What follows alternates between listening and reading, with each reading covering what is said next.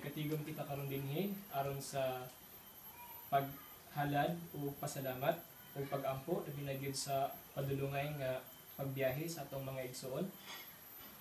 Ani usab kita karon dinhi nagaampo alang sa safety nga pagbiyahe sa atong mga igsoon sa ilang panaw nga halayo nga makaabot sila sa ilang padulngan nga hapsay ug malinawon.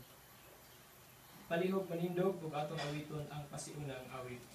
Kung magkatigom ta sa iyang ngalan, siya natong tanan makiguban. Kung maghiusa ta sa iyang gugma, kalinaw maangkon ta.